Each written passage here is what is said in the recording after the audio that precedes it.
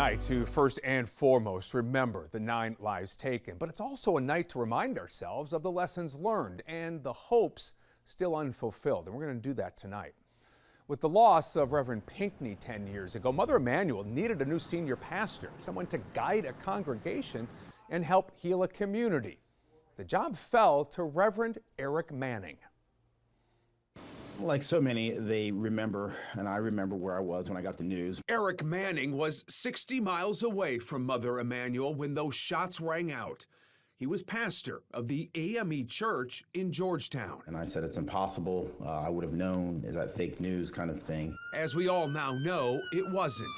And within a year, he was called on to lead the church that had suffered the unimaginable. How difficult was that for you? I imagine it just required a lot of listening to that congregation.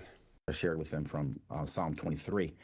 I openly confess, I don't know how to lead the congregation, but I do know that God knows how to lead us, and I will listen and I will be here to serve. Serving a congregation now carrying a decade of grief. Does the 10th feel any different than the previous 9? Wow.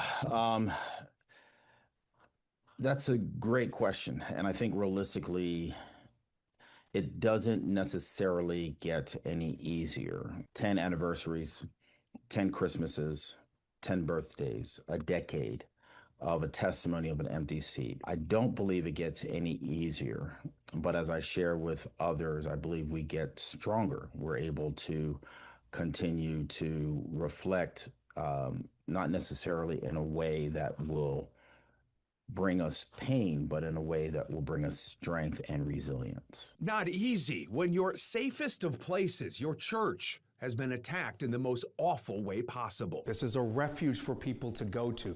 To have it attacked in this sort of way, how does one ever feel safe again? Continue to be vigilant. Yes, our doors are locked. Yes, we have cameras. Yes, we have security. Who's coming in? What are they carrying? What are they wearing? You get to the point where it becomes second nature. And my task, again, as a pastor, is just to make sure that our focus stays on worship. On faith, something that has never wavered at Mother Emanuel. No one ever thought that they would meet hate with so much grace and love. How can you do that, right? Learning how to forgive in the face of so much atrocities.